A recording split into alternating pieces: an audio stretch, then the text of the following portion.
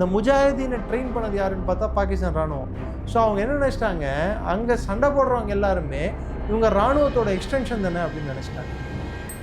But unfortunately அந்த இராணுவத்தோட கண்ணோட்டம் உலகில் இன்னைக்கு எப்படி இருக்குன்னு பார்த்தீங்கன்னா, அது சீருடை போட்ட தீவிரவாதிகளின் குழு அப்படின்னு தான் பார்க்குறாங்க. ஆனால் பாகிஸ்தான் சாதுரியமாக அந்த பிரச்சனையை கையாண்ட விதம், எப்பெல்லாம் உள்நாட்டில் பிரச்சனை வர மாதிரி இருக்கோ அதை இந்தியாவுக்கு அகேன்ஸ்டாக திசை திருப்பிடுறது எல்லாரையும் இந்தியா தான் பண்ணுச்சு. நம்மளுக்கு விரோதி இந்தியா இது பண்ண போகுது. பாகிஸ்தானின் வரலாற்றில் முதல் பிரதமர் தவிர்த்து எல்லாருமே ஒன்று இராணுவத்தின் கைப்பாவை இல்லை இராணுவ ஆட்சி, இப்படி தான் நடந்திருக்கு. ஆனால் அவர்களுக்கு புரியாதது, இன்னைக்கு புலப்படாதது ஒரே ஒரு விஷயம்தான். இந்தியா பாகிஸ்தானை பார்க்கும் கண்ணோட்டம் மாறியுள்ளது. இதுக்கு முன்னாடி பாகிஸ்தானை பார்த்த கண்ணோட்டம் இந்த பிரச்சனையை நம்ம எப்படியாவது முடிக்கணும் அப்படின்னு சொல்கிற கண்ணோட்டத்தில் உட்கார்ந்து பேச தயாரானாங்க. இப்போ பிரச்சனையை முடிக்கணுன்ற கண்ணோட்டத்தில்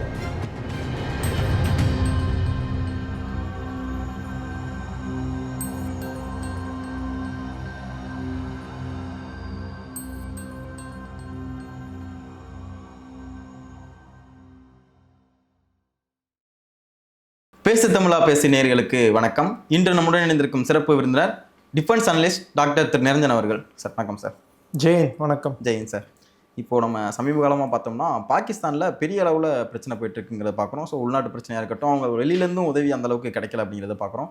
ஸோ ரொம்பவே ரெஸ்ட்ரிக்டடாக இருக்காங்க. எக்கனாமிலையும் சரி, ரொம்ப உள்நாட்டு பிரச்சனைகளையும் சரி, ரொம்ப பிரச்சனையை சந்திச்சுட்டு இருக்காங்க. ஸோ இந்த பிரச்சனைகளுக்கெல்லாம் யார் காரணம்? அரசு தான் காரணமா, இல்லை அங்கே இருக்க ஆர்மி தான் காரணமா? அங்கே இருக்கிற அரசுக்கும் இராணுவத்துக்கும் என்ன பெரிய வித்தியாசம்? ரெண்டும் ஒன்று தான். ஆர்மி தான் எல்லாமே பண்ணுதுன்றீங்களா? ஏதாச்சும் சார் அப்படி சொல்லி 1948 பாகிஸ்தான் உருவான நாள் முதல் அதுதானே வரலாற்று உண்மை. நான் சொல்ல, எல்லாருமே சொன்னது தான். Every country has an army, whereas if army has a country it's Pakistan அப்படின்ட்டு. எல்லா நாடுக்கும் இராணுவம் உண்டு, ஆனால் இராணுவத்துக்கு ஒரு நாடு உண்டு என்றால் அது பாகிஸ்தான் மட்டும்தான் அப்படின்னு சொல்லியிருக்காங்க. ஸ்டீஃபன் பி கோஹன்னு சொல்லிட்டு ஒருத்தர், அவரோட ஃபேமஸ் புக்கில் பாகிஸ்தான் ஆர்மி அப்படின்னு 1985 பப்ளிஷ் ஆன புக் அது. அதை பற்றி பாகிஸ்தான் இராணுவத்தை பற்றி எழுதும்போது அவர் சொல்லியிருக்காது, it is one of the world's best army which has never won a war அப்படின்னு எழுதியிருக்காரு. உலகத்தின் இராணுவங்கள்லேயே சிறந்த இராணுவம் என்று கருதப்படும் இராணுவம், ஆனால் ஒரு சண்டை கூட ஜெயித்ததில்லை அப்படின்னு சொல்லிட்டு எழுதியிருந்தார். அந்த புக்கை பாகிஸ்தான் பேன் பண்ணிடுச்சு. சர்க்காசம் இல்லை, உண்மையை எழுதியிருக்காரு. ஜியா பேன் பண்ணாங்க அந்த புக்கை. பேன் பண்ணி அந்த புக்கை ரிலீஸ் பண்ணவே விடலை. அதுக்கப்புறம் ஸ்டீஃபன் கோஹன் ஒரு வாட்டி ஜியாவை சந்தித்து ஏன் இது மாதிரி பண்ணீங்கன்னு கேட்டதுக்கு அதுக்கு கொடுத்த பதில், ஜெனரல் ஜியா கொடுத்த பதில், நீங்கள் எழுதின விஷயத்தை மக்கள்கிட்ட நான் எடுத்துகிட்டு போனாலோ இல்லை மக்கள் அதை நம்பினாலோ பாகிஸ்தானோட அடிப்படை ஸ்திரத்தன்மையே கேள்விக்குறியாயிடுமே. இந்த நாட்டை பிணைத்து வைத்திருக்கும் ஒரே ஒரு ஸ்தாபனம் இராணுவம். அது ஒன்றுத்துக்கும் உதவாதுன்னு நீங்கள் எப்படி சொல்லலாம்? நாங்கள் எந்த சண்டையும் ஜெயிக்கலன்னு நீங்கள் எப்படி சொல்லலாம்? அந்த காலகட்டத்தில் 1985-86 காலகட்டத்தில் நாங்கள் 65 சண்டே இந்தியா கூட ஜெயித்தோம் இல்லையா? அஃப்கோர்ஸ் அவங்க ஜெயிக்கலன்றது உங்களுக்கும் எனக்கும் தெரியும். ஏன்னா ஒரு போரின் முக்கிய குறிக்கோள் காஷ்மீரை கைப்பற்றுறது. அதையே அவங்களால பண்ண முடியல. ஸோ அவங்க சண்டே ஜெயிக்கலன்னு தான் நீங்கள் எடுத்துக்கணும். ஸோ அது ஒரு பக்கம் இருக்க, இந்த பக்கம் எடுத்து பார்த்தீங்கன்னா 1971 நாடு துண்டாடப்பட்டது. அதையும் ஜியா கன்வீனியண்ட்டாக மறந்துட்டார். இன்னொரு பக்கம் ஜியாவுக்கு இருந்த இன்னொரு என்ன சொல்கிறது, ஒரு விதமான ஒரு தைரியம், ஒரு குருட்டு தைரியம் என்னென்னா, ரஷ்யாவையே நாங்கள் தோக்கடிச்சிட்ருக்கோம் இல்லை.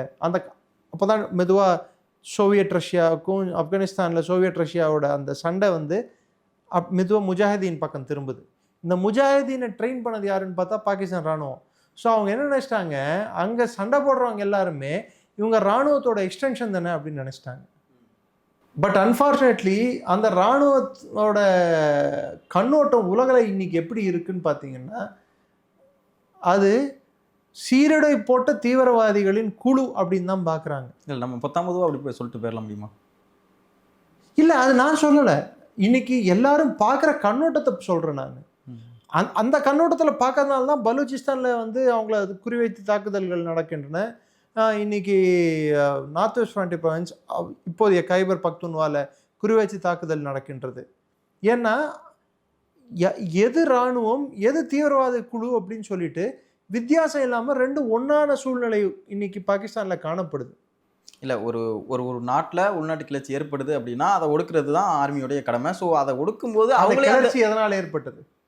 ஜனநாயக ரீதியில் ஒரு நாடு உருவாகியிருந்தால் அந்த நாடு வலிமைமிக்க நாடாக, அதாவது அந்த உள்நாட்டு கட்டமைப்பு வலிமைமிக்க கட்டமைப்பாக ஏற்பட்டிருக்கலாம். ஜனநாயக ரீதியாக உருவாகலைன்றீங்களா? எப்படி உருவாச்சு? யாருக்காக உருவாச்சு? ஜின்னா எனும் ஒரு நபருக்காக உருவாக்கப்பட்ட நாடு தான் பாகிஸ்தான். அதை ஏற்றுக்கிட்டும் ஒரு பகுதியான மக்கள் போயிருக்காங்க. அந்த மக்களுக்கு என்ன பேர் கொடுத்தீங்க? மொஹாஜிர்னு சொன்னீங்க. சரி, அது போனால் போகுது. பலூச்சிஸ்தானை பிடிங்கி எடுத்தீங்க. சரி, அது போனால் போகுது. ஈஸ்ட் பாகிஸ்தான், அன்றைய இருந்த ஈஸ்ட் பாகிஸ்தான் தற்போதைய பங்களாதேஷில் வந்து எல்லோரும் உருது கற்றுக்கொள்ள வேண்டும் என்று மொழியை திணிச்சிங்க. அதுவே ஒரு ரெபலுக்கு காரணமாயிடுச்சுன்றீங்க? ரெபலியனுக்கு காரணமாயிடுச்சு. அதுக்கப்புறம் என்ன பண்ணீங்க?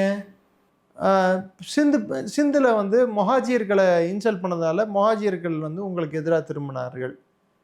வெவ்வேறு காலகட்டங்களில் வெவ்வேறு சந்தர்ப்பங்களில் பாகிஸ்தான் இராணுவத்தின் மீது உள்நாட்டு கிளர்ச்சிகள் ஏற்படுத்தி கொண்டே இருந்தன.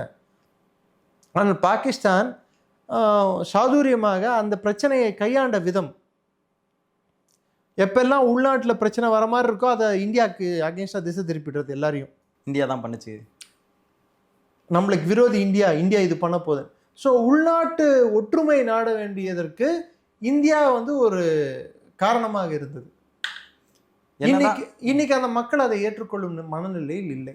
ஓகே, என்னதான் நம்ம ராணுவத்தினுடைய கை அங்கே ஓங்கி இருக்கு அப்படிங்கிறத பார்த்தாலுமே அங்கே உள்நாட்டு கிளர்ச்சியை கட்டுப்படுத்துறது அப்படிங்கிற விஷயத்தில் தோத்துட்டாங்கன்னு தான் சொல்ல முடியும்.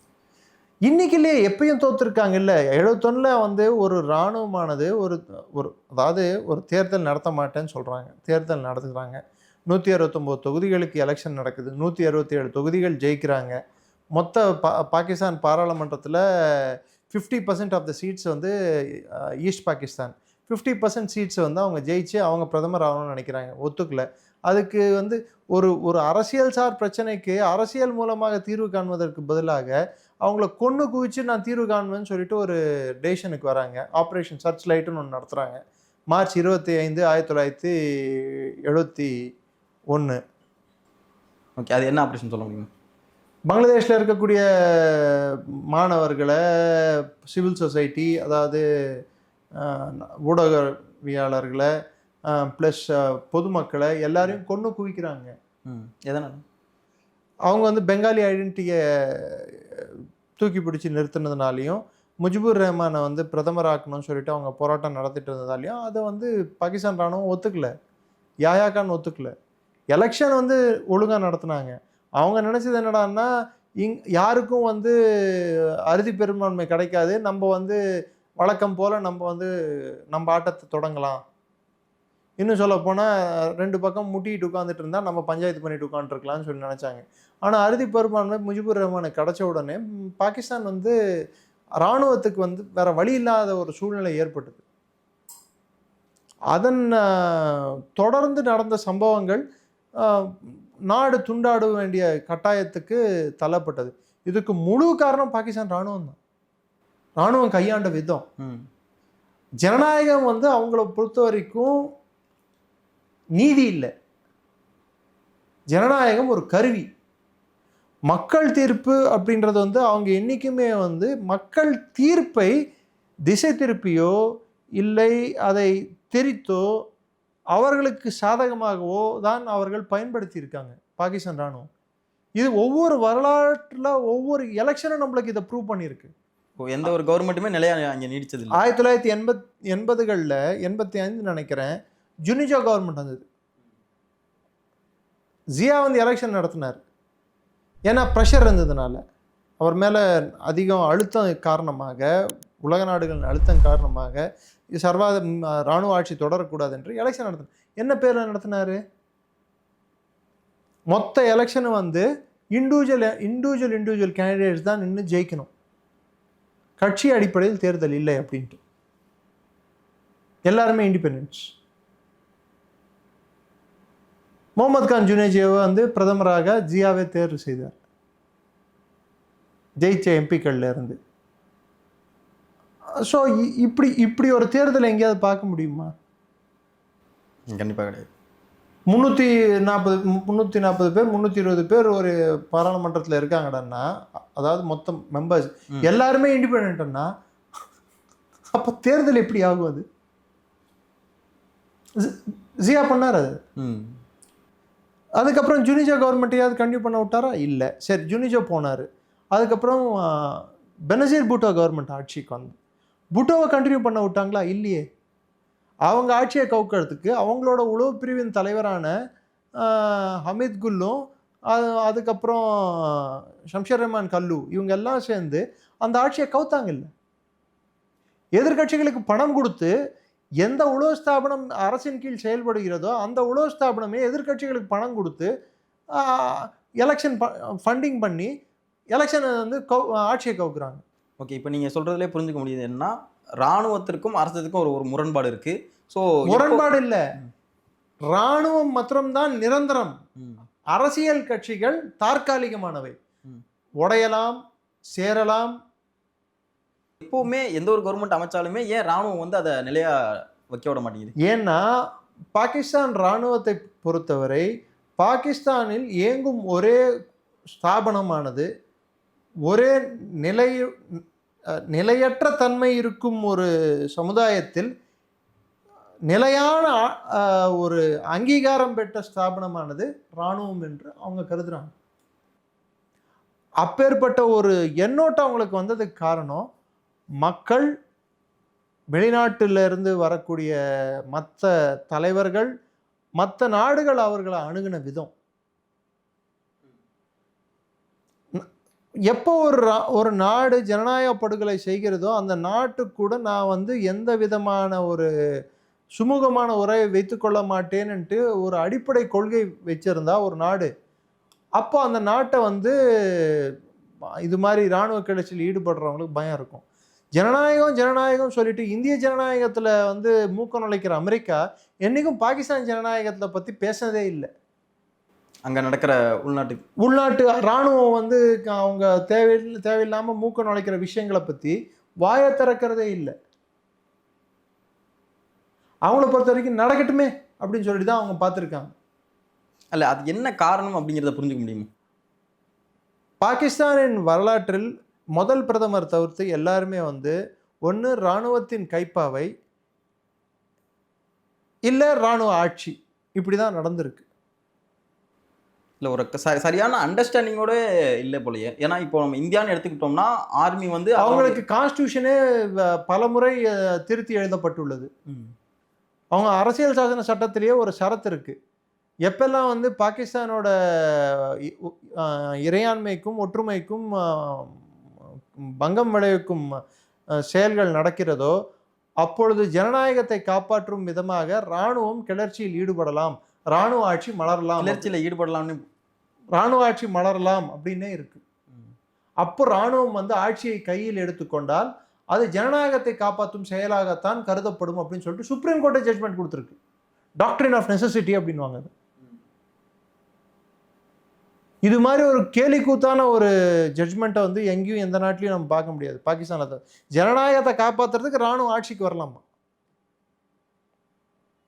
ஸோ அவங்க வரலாறு எடுத்து பாருங்க. 65ல் 59ல் வந்து அயூப் கான் வர்றாரு. அயூப் கான் ஆட்சியை தொடர்ந்து 71 வரைக்கும் தொடருது. திரும்பி 71லேருந்து 77 வரைக்கும் பூட்டோ ஆட்சி வருது. அந்த ஒரு காலகட்டத்தில் தான் இராணுவம் ஒரு அளவுக்கு கட்டுப்பாட்டில் வைத்து இருந்த காலம். அதுக்கப்புறம் 77க்கு அப்புறம் ஜியாவின் ஆட்சி 89 வரை. 89லேருந்து 91 வரை 92 91 வரை வச்சுக்கோங்க. 91 தான் நினைக்கிறேன். அப்போது பூட்டோ பெனசீர் பூட்டோவின் ஆட்சி இராணுவத்தால் கலைக்கப்பட்டது. சரி, கலைச்சாங்க. அதுக்கப்புறம் என்ன பண்ணாங்க? அடுத்து வந்த நவாஸ் ஷெரீஃப் ஆட்சி என்ன பண்ணாங்க? அப்புறமும் இராணுவம் தான் நவாஸ் ஷெரீஃபையும் கலைச்சாங்க. சரி, இன்னொன்று எடுத்து பாருங்க. இன்னைக்கு இருக்கக்கூடிய எல்லா பாகிஸ்தான் தலைவர்களுமே பிரதமர்கள், முன்னாள், இந்நாள், அந்நாள் எல்லா பிரதமர்களுமே யாரால் சிறைவாசம் சென்றவர்கள்? ஆர்மியால். ஆமாம். எந்த பிரதமராவது 5 வருஷம் கம்ப்ளீட் பண்ணியிருக்காங்களா வரலாற்றில்? எந்த பிரதமராவது ஜெயிலுக்கு போகாமல் இருந்திருக்காங்களா? கண்டிப்பாக கிடையாது. அப்போ அங்கே ஜனநாயகம் எப்படி மலர்ந்ததுன்னு நம்ம எடுத்துக்க முடியும்? பாகிஸ்தானோட தற்போதைய சூழ்நிலை காரணம் இன்னைக்கு ஆசிம் முனீர் வந்து செனேட்டுக்கு வந்து பேசுகிறார். செனேட்டுன்னா அவங்களோட மேலவை கீழவை ரெண்டுத்துக்கும் சேர்த்து கமிட்டி, ஸ்டாண்டிங் கமிட்டிக்கு முன்னாடி பேசுகிறார். நம்ம ஜாயின்ட் பார்லிமெண்ட்ரி கமிட்டி மாதிரி, ஜேபிசி மாதிரி அவங்களுக்கு கமிட்டி இருக்குது, ரெண்டு ஹவுஸ் கமிட்டியும். அது முன்னாடி we should become a hard state, நம்ம இன்னும் கொஞ்சம் வலிமை மிக்க, கொஞ்சம் ஸ்ட்ராங்காக ஆக்ட் பண்ணக்கூடிய ஒரு நாடாக மாறணும், இரும்பு கரம் கொண்டு ஒடுக்க வேண்டும் அப்படின்னு. இதுக்கு மேலே என்ன இரும்பு கரம் வேணும்? பல லட்சம் பேர் வந்து ஆண்கள் வந்து பலூச்சிஸ்தானில் காணவில்லை. உயிரோடு இருக்காங்களா இறந்தாங்களான்னு தெரியல. இன்னொரு பக்கம் கைபர் பக்துன்வால டெய்லி பேசிஸில் கிளர்ச்சி வெடிச்சிட்டு இருக்கு. இப்போ சிந்தில் புது கிளர்ச்சி வெடிச்சிட்டு இருக்கு. ஸோ இன்னும் என்ன இரும்பு கரம் கொண்டு ஒடுக்க வேண்டியது? இது எதை காட்டுகிறான்னா, பாகிஸ்தானில் பல்வேறு காலகட்டங்களில் இராணுவ தளபதிகள் அரசு அதிகாரத்தில் நேரடியாகவோ மறைமுகமாகவோ செயல்படுத்தியுள்ளார்கள். அரசை அதிகாரத்தில் நேரடியாகவும் இருந்திருக்காங்க, மறைமுகமாகவும் அரசு அதிகாரத்தை அவங்க செயல்படுத்தியிருக்காங்க. இல்லை, இந்த அரசும் ஆர்மிக்கு இடையான அந்த முரண்பாடை வந்து நம்ம எப்படி எடுத்துக்கலாம்னா, அரசுடைய கொள்கையும் அதுக்கான ஒரு காரணமாக எடுத்துக்க முடியுமா? ஏன்னா அரசு வெளியுறவு கொள்கையாக இருக்கட்டும், மக்கள் அணுகிற அந்த இன்ஃபர்மேஷன், உள்நாட்டு பாதுகாப்பு கொள்கை, இந்தியாவுடன் கொள்கை, அமெரிக்காவுடன் கொள்கை, சைனாவுடன் கொள்கை, இது எல்லாத்தையும் தீர்மானிப்பது பாகிஸ்தான் அரசல்ல, பாகிஸ்தான் இராணுவம். இது எழுதப்படாத சட்டம். இன்ஃபேக்ட் பாகிஸ்தானில் வந்து ஃபாரின் இன்வெஸ்ட்மெண்ட் போர்டு அப்படின்னு இருக்கு. அதாவது அந்நிய முதலீடை எப்படி உள்ளே எடுத்துகிட்டு வரணும்னு சொல்கிறதுக்கு ஒரு போர்டு கமிட்டி இருக்குது. அந்த கமிட்டியை ஹெட் பண்ணுறது யார் தெரியுமா? ஒரு ஆர்மி ஆஃபீஸர். ஸோ பாகிஸ்தானை பொறுத்த வரைக்கும் எல்லா இடத்துலையும், இன்க்ளூடிங் கவர்மெண்டோட பாலிசிலையும் ஆர்மியோடைய எல்லா இடத்துலையும் எல்லா கட்டத்திலையும், மேல் மட்டத்திலேருந்து கீழ் மட்டத்திலேருந்து மேல் மட்டம் வரைக்கும் எல்லா மட்டத்திலையும் இராணுவம் என்பது கம்பல்சரியாக இருக்கும். இராணுவம் இல்லாத, அவர்கள் செயல்படாத ஒரு அரசாங்க அமைப்பே இல்லை பாகிஸ்தானில். ஸோ கிளர்ச்சி வந்தால் பலிக்கடாவாக அங்கே இருக்கக்கூடிய ஜனநாயக அரசை வந்து காட்டுவாங்களே தவிர்த்து இவங்க வந்து தப்பிச்சுப்பாங்க. ஆனால் இப்போ என்ன ஆச்சுன்னா, மக்கள் வந்து ஓப்பனாகவே ஆர்மியை தப்பு சொல்ல ஆரம்பிச்சிட்டாங்க, ஆர்மியை டார்கெட் பண்ண ஆரம்பிச்சிட்டாங்க. இது ஆர்மியால் ஜீர்ணிச்சிக்க முடியல. இல்லை, இந்த ஆர்மியை குற்றச்சாட்டுறாங்க மக்கள் அப்படிங்கிறத எந்த விவகாரத்துலேருந்து நம்ம எடுத்துக்க முடியும்? பலூச்சிஸ்தான் விவகாரம்.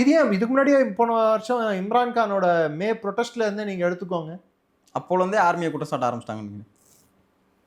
ஓகே, நம்ம 1971 வந்து பாகிஸ்தான் அந்த பங்களாதேஷ் பிரச்சனை வந்துட்டுருக்கு. ஸோ அப்போ பாகிஸ்தானுடைய கவர்மெண்ட்டோட எல்லா பாடியுமே ஆர்மி தான் நீங்கள் வச்சுருக்கு அப்படின்றீங்க. ஸோ அங்கே எந்த இடத்துல அவங்க லேக் விட்டாங்கன்னு நீங்கள் நினைக்கிறீங்க? நம்ம இந்தியாவுக்கு ஒரு அட்வான்டேஜ் இருந்தது. அதாவது இராணுவத்தின் கடமை எல்லைகளை பாதுகாப்பது, வெளிநாட்டு அச்சுறுத்தல்களை தவிர்ப்பது, இன்னொரு நாட்டை கேப்சர் பண்ணுறது இல்லைங்கிறீங்க? இல்லை, அது கூட இருக்கலாம், தப்பில்லை. You can have a defensive policy, you can have offensive policy. ஆனால் உன்னோட பாலிசி உன்னோட சொந்த மக்களை கொல்றதா இருக்கக்கூடாது. அதை பண்ணாங்களா? ஆமாம், 71 அது பண்ணதால் தானே பிரச்சனையே வந்தது. பங்களாதேஷி மக்களை வந்து கொன்று குவித்ததுனால் அங்கே இருக்கும் பாகிஸ்தானுக்கு கொஞ்சம் நஞ்சம் இருந்த ஆதரவு கூட, நாங்கள் இனிமேல் இந்த நாட்டில் இருக்க வேண்டிய தேவை என்னன்னு சொல்லி இல்லை கேள்வி கேட்டாங்க மக்கள். அது வந்து ஒரு ஆக்கிரமிப்பு படையாக தானே பார்த்தாங்க. பாகிஸ்தான் இராணுவத்தை பங்களாதேஷில், அதாவது ஈஸ்ட் பாகிஸ்தானில் ஒரு ஆக்கிரமிப்பு படையாக தானே பார்த்தாங்க. அந்த ஆக்கிரமிப்பு படையை அகற்றுவதற்கு வந்த படையாக, மீட்பு படையாக வந்த படையாக இந்திய இராணுவத்தை பார்க்கிறார்கள். அப்போ பாகிஸ்தான் ஆர்மி அப்போ காரணம் என்ன? மக்கள் செல்வாக்கை இழந்ததுனால தானே. இன்னைக்கு பலூச்சிஸ்தானில் என்ன நிலவிட்டு இருக்கோ அன்னைக்கு ஈஸ்ட் பாகிஸ்தான் நிலவிட்டு இருந்தது. ஓகே, இந்த இடத்துல தான் நமக்கு ஒரு என்ன கேள்வி வருதுன்னா, இப்போது அங்கே இருக்க உளவு அமைப்பான ஐஎஸ்ஐயாக இருக்கட்டும், அவங்க ஆர்மிக்கும் அந்த அரசுக்கும் இடையான அந்த முரண்பாட்டில் எந்த சைடு அவங்க ஸ்டாண்ட் எடுப்பாங்கன்னு நினைக்கிறீங்க? அஃப்கோர்ஸ் ஐஎஸ்ஐயோட செயல்பாடுகள் எல்லாம் இராணுவத்தின் தேவை கருதி தான் இருக்கும். இராணுவத்தை காப்பாற்றுறது அவங்களோட கடமை. It is a state with in state அப்படின்வாங்க. இராணுவத்துக்குள்ளேயும் இராணுவத்தை கட்டுப்பாட்டில் வைத்துக்கொள்ளும் நிலையில் தான் ஐஎஸ்ஐ செயல்படும். ஏன்னா ஐஎஸ்ஐ கண்ட்ரோலில் வந்து பல்வேறு ஸ்தாபனங்கள் இருக்குது. உதாரணத்துக்கு அவங்க நிறைய பேங்க்ஸில் அவங்களோட இன்வெஸ்ட்மெண்ட் இருக்குது. குறிப்பிட்டு சொல்லணும்னா ஹபீப் பேங்க், மெஹரான் பேங்க், பங்களாதேஷில் சில பேங்க் இருக்குது, நேபாளில் சில பேங்க் இருக்குது. என்ஜிஓ அமைப்புகள் அவர்கள் கட்டுப்பாட்டில் உள்ளன. இதை தவிர்த்து ஸ்மால் ஆர்ம்ஸ், துப்பாக்கிகள், இந்த கடத்தல் அதில் ஈடுபடுறாங்க. போதைப்பொருள் கடத்தலில் ஈடுபடுறாங்க. தீவிரவாத அமைப்புகள், குழுக்களை வந்து அவர்கள் கட்டுப்பாட்டில் வைத்துள்ளார்கள். ஆனால் அவங்க பாகிஸ்தான் ஆர்மியோட இருக்கிறதுலேயே அவங்களுக்கு இருக்கிற பெரிய இலூஷன், அதாவது அவங்களுக்கு இருக்கக்கூடிய ஒரு மாய தோற்றம் என்னடான்னா, சண்டைகளை நாங்கள் ஜெயித்தோம், நீங்கள் ஜெயித்த சண்டை எல்லாமே ப்ராக்சி வார் தான். ஆப்கானிஸ்தானில் சோவியத் யூனியனை தோற்கடித்தது முஜாஹிதீன் 87, 88. அதில் ஆர்மியோட ரோல் இல்லைன்றீங்களா? ட்ரைனிங் கொடுத்தான், ஆனால் அவன் உயிரை கொடுக்கல. உயிரை கொடுத்தான் ஆப்கானிஸ்தான்காரன். இப்போ அமெரிக்கா வந்து அமெரிக்கா 2021 வெளியே போனதும் அப்பயும் தாலிபான் திரும்பி ஆட்சிக்கு வரதுக்கு காரணம் வந்து பாகிஸ்தான் சப்போர்ட்டாக இருக்கலாமே தவிர்த்து, ஆனால் பாகிஸ்தான் இல்லை, பாகிஸ்தான் இராணுவம் இல்லை. ஸோ பாகிஸ்தான் இராணுவம் ஒரு ஒரு ஒரு போலியான ஒரு புரிதலோடையே வாழ்ந்து கொண்டு இருக்கிறது. அதாவது நாங்கள் நினச்சா எது வேணாலும் பண்ணுவோம், எங்கள் இராணுவம் நினச்சதுன்னா நாங்கள் சண்டை போடாமலேயே சண்டைகளை ஜெயிப்போம் அப்படின்னு சொல்லிட்டு. ஓகே, இவ்வளோ பிரச்சனை, போட்ட சண்டைகளை ஜெயிக்க தவறிய இராணுவம் அது. ரெண்டாவது, நிறைய பேர் வந்து அவங்களோட பாகிஸ்தான் இராணுவத்துக்கு இருக்கிற பெரிய ஒரு பிரச்சனை என்னடான்னா, அவங்களோட ஜியாகிரஃபி, பூகோள ரீதியில் அவங்களோட அமைப்பு, அவங்க இருக்கிற நிலப்பகுதியை வந்து ரொம்ப யூஸ் பண்ணிட்டாங்க. நாங்கள் சோவியத் யூனியனுக்கு கீழே வெஸ்ட் ஏஷியாவுக்கு இந்த பக்கம் இந்திய பெருங்கடலுக்கு கிட்டே இருக்கிற நாடு. இது ரொம்ப ஜியாகிரஃபி, பூகோளத்தை வந்து அவங்களோட நிலப்பரப்பையும் அவங்க இருக்கக்கூடிய அந்த பகுதியையும் உலகத்தில் வந்து ரொம்ப நிறைய இடத்துல வந்து அவங்க ப்ளே பண்ணிட்டாங்க. ரெண்டாவது அவங்க ப்ளே பண்ணது, we are the only nuclear weapon state, Muslim nuclear weapon state, Islamic அதையும் ரொம்ப ப்ளே பண்ணிட்டாங்க. ஸோ அவங்களால் எதெல்லாம் ப்ளே பண்ண முடியுமோ, of course it is the only relevant established well drained army in Islamic world. அவங்க மாதிரி ஒரு வெல் ட்ரைன்டு ஆர்மியை வந்து நம்மளால் பார்க்க முடியாது. They are far better than many other armies of the world. That is Iranian ஆர்மியோ இல்லை ஈஜிப்சியன் ஆர்மியோ, அவங்களோட இவங்க பெட்டர்ன்றீங்க? 1000 times பெட்டர். ஸோ அப்போ அவங்களுடைய அந்த தோல்விக்கான காரணம் அது எந்த இடத்துல லேக் வராங்கன்னு நினைக்கிறீங்க? தோல்விக்கான காரணங்கள், தே ஆர் பாகிஸ்தான் ஆர்மியை பற்றி ஒரு சின்ன வர்ணனையாக சொல்லணும்னா, டாக்டிக்கலி பிரில்லியன்ட், ஸ்ட்ராட்டஜிக்கலி ஃபுலிஷ். உள்நாட்டுக்குள்ளே சண்டை போகிறதுலேயே அவங்களுடைய டயத்தை செலவழிச்சிட்டாங்க. டாக்டிக்கலி பிரில்லியன்ட்னா, அவங்க வந்து இன்னைக்கு தேதிக்கு இன்னிய நாளில் வந்து நான் எப்படி விக்ட்ரி கிடைக்கும்னு சொல்லி யோசிப்பாங்க தவிர்த்து, அடுத்த 3 நாள் கழித்து இன்றைக்கே மொத்தத்தையும் நான் வேஸ்ட் பண்ணிட்டேன்னா, இன்றைக்கி நான் சந்தோஷமாக எப்படி இருக்கணும் அப்படின்னு நான் யோசிச்சேன்னு வச்சுக்கோங்க, 3ஆவது நாள் வந்து அந்த பணம் என் கையில் இருக்கணுமே, நான் அதுக்கு பிளான் பண்ணமேன்ற ஒரு எண்ணோட்டமோ ஒரு செயல்முறையோ அவங்கக்கிட்ட இல்லாதது வந்து பாகிஸ்தான் இராணுவத்தின் மிகப்பெரிய ஒரு பிரச்சனை. அது காரணம், பாகிஸ்தான் இராணுவம் கூட அந்தந்த பாகிஸ்தான் இராணுவ தளபதிகள் பொறுத்து தான் இயங்குகிறது. பர்வேஸ் முஷரஃப் வந்தால் அது இயக்கம் ஒரு போல இருக்கும். இதே வஹீத் கக்கர்ன்னு சொல்லிட்டு ஒரு ஜெனரல் இருந்தார். அவர் வந்து நவாஸ் ஷெரீஃபை வந்து பதவி இறக்க வச்சார். அப்பாயிண்ட் பண்ண பிரதம மந்திரியே தூக்கி போட்டார். பிரசிடென்ட்டையும் ரிசைன் பண்ண வச்சார். இப்போது நீங்கள் சொல்கிறதுலே நம்ம எடுத்துக்கிட்டோம்னா, ஆர்மியோட ரோல் எலெக்ஷன்லேயும் கண்டிப்பாக இருக்கணும், அப்படி தானே? கன்ஃபார்மா ஸோ அப்போ அவங்க எலெக்ட் பண்ற ஆளையே திரும்ப எதுக்கு அவங்க கீழே இறக்கணும்? சொன்ன பேச்சை கேட்கலன்னா இறக்கிடுவோம். உதாரணத்துக்கு இம்ரான்கானை உருவாக்கியது ஆர்மி, ஆட்சி கொண்டு வந்தது ஆர்மி. இன்னைக்கு இம்ரான்கானை வந்து 500 நாட்கள் நெருங்க போகிறது, இன்னும் உள்ள வச்சிருக்கிறது ஆர்மி. இம்ரான்கான் கட்சி வந்து தேர்தலில் நிற்கக்கூடாதுன்ட்டு கட்சி சின்னம் முதல் எல்லாத்தையும் பறிமுதல் செய்தது ஆர்மி.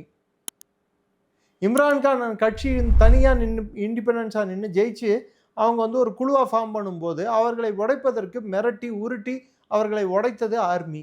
ஸோ இதுக்கு மேலே என்ன சொல்ல வேண்டியது இருக்குது? நான் தான் ஏற்கனவே சொல்லிட்டேனே, பாகிஸ்தான் இராணுவம் என்பது ஒரு குழுமம், ஒரு கார்ப்பரேட் இண்டஸ்ட்ரி. அந்த கார்ப்பரேட் இண்டஸ்ட்ரியில் வந்து சண்டை போடுவதும் ஒரு வேலை. அவங்கள பொறுத்த வரைக்கும் பாகிஸ்தான் வந்து ஒரு ரியாலிட்டி, அதாவது ஒரு ரியல் எஸ்டேட் மாதிரி. அந்த ரியல் எஸ்டேட் எப்படி டெவலப் பண்ணணும், எப்படி காப்பாற்றிக்கணும், எப்படி மெயின்டைன் பண்ணணும். Okay sir. ஒரு நாட்டுக்குள்ளேயும் ஒரு அரசுக்கும் ஒரு ஆர்மிக்கும் நிறைய முரண்பாடுகள் இருக்குது, நிறைய பிரச்சனைகள் இருக்குது அப்படின்னு சொல்கிறீங்க. ஸோ இவ்வளோ அங்கே அரசு என்பதே இல்லை, ஆர்மி தான் அரசு, அரசு தான் ஆர்மி. ஓகே, இவ்வளோ பிரச்சனை உள்ள நாடு வந்து நம்ம அண்டை நாட்டு கூட போயிட்டு நாங்கள் உங்களை கேப்சர் பண்ணிடுவோம், இந்த பகுதி எங்களுக்கு வேணும் அப்படின்னு சொல்கிறது வந்து ஒரு சரியான இருக்கும். யார் சொல்கிறது? பாகிஸ்தானே இருக்கட்டும், பிஓகே எங்களோட தான், காஷ்மீர் எங்களோட தான் அப்படி சொல்கிறதுலாம் ஒரு சரியான அணுகு இல்லை. நான் ஏற்கனவே சொன்னேன்ல, அவங்க நாட்டில் உள்நாட்டு கிளர்ச்சிகள் எப்பெல்லாம் வெடிக்குதோ, எப்போ உள்நாட்டு பிரச்சனை அவர்கள் கையில் போகுதோ, அப்போ வந்து திசை திருப்பும் ஒரு கண்ணோட்டமாக இந்தியாவை நோக்கி பேசுகிறதும், இந்தியாவை நோக்கி ஸ்டேட்மெண்ட்ஸ் கொடுக்கறதும், இந்தியாவை வம்படியாக வம்புக்கு இழுக்கிறதும் அவங்க வந்து எப்பயுமே இது வந்து ஒரு வேலையாக வச்சுருக்காங்க. ஆனால் அவர்களுக்கு புரியாதது, இன்னைக்கு புலப்படாதது ஒரே ஒரு விஷயம்தான். இந்தியா பாகிஸ்தானை பார்க்கும் கண்ணோட்டம் மாறி உள்ளது. இதுக்கு முன்னாடி பாகிஸ்தானை பார்த்த கண்ணோட்டம் வந்து இந்த பிரச்சனையை நம்ம எப்படியாவது முடிக்கணும் அப்படின்னு சொல்கிற கண்ணோட்டத்தில் உட்கார்ந்து பேச தயாரானாங்க.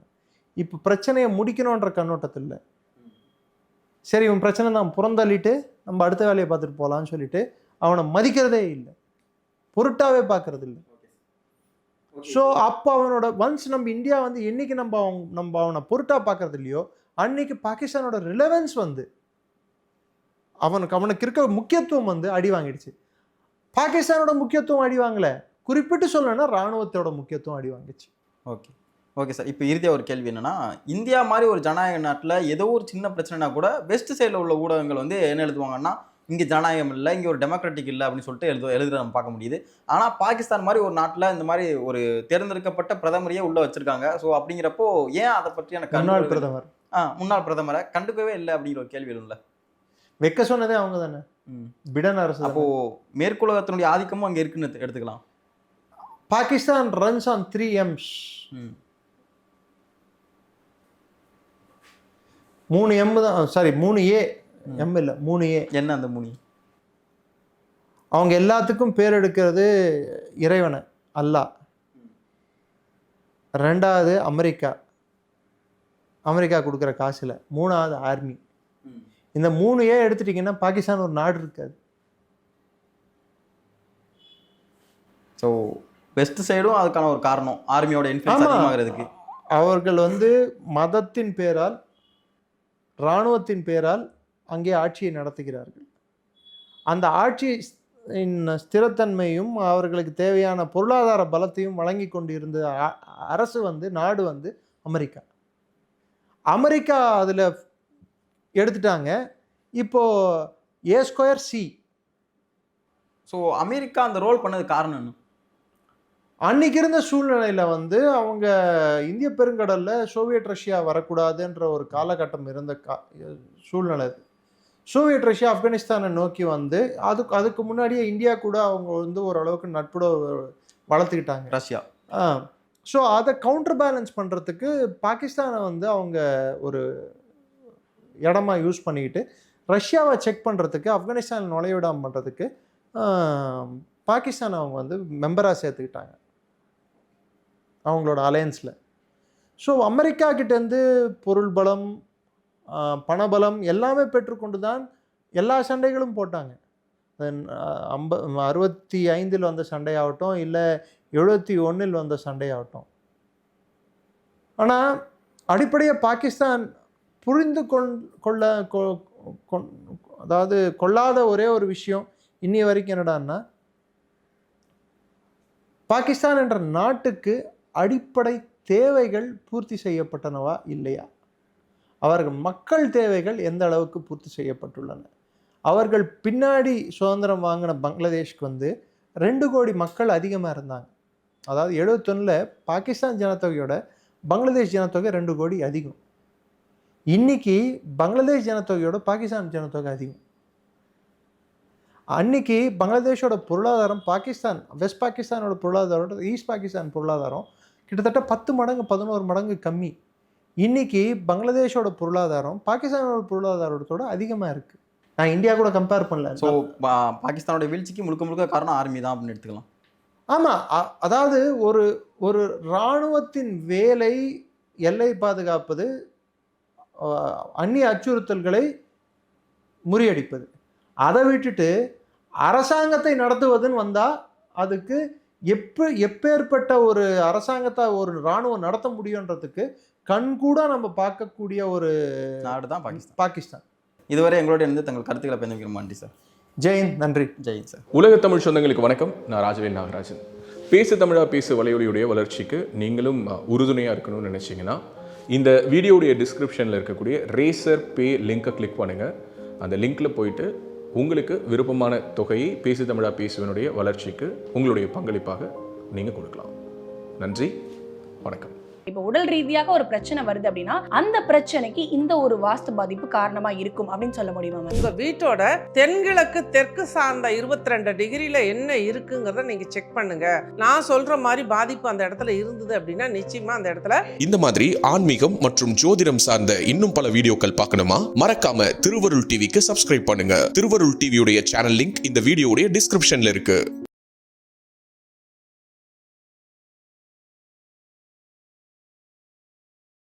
ஃபார்மெட் நியூமராலஜி அப்படின்ற ஒரு விஷயத்தை வந்து நம்மளுடைய மக்களுக்கு கொண்டு வந்த ஒரு தந்தையா விளங்கக்கூடியவங்க நீங்க சார். அந்த ஃபார்மெட் நியூமராலஜியில உலக மக்களே வியந்து பார்க்கக்கூடிய அளவுக்கு ஒரு ரகசிய பொக்கிஷம் நான் வச்சிருக்கேன் அப்படின்னா எந்த விஷயத்தை எங்களுக்காக நீங்க சொல்லுவீங்க சார் பொக்கிஷமா? ஒரு ஃபேமிலி இருக்கு, அந்த ஃபேமிலிக்குள்ள இந்த நம்பர் கட்டாயம் இருந்தே ஆகணும். அந்த நம்பர் இல்லாம அந்த ஃபேமிலியில யாருக்குன்னே ஒருவருக்கு அந்த கட்டாயம் இருக்கும். இந்த மாதிரி ஆன்மீகம் மற்றும் ஜோதிடம் சார்ந்த இன்னும் பல வீடியோக்கள் பார்க்கணுமா? மறக்காம திருவருள் டிவிக்கு சப்ஸ்கிரைப் பண்ணுங்க. திருவருள் டிவியுடைய சேனல் லிங்க் இந்த வீடியோடைய டிஸ்கிரிப்ஷன்ல இருக்கு.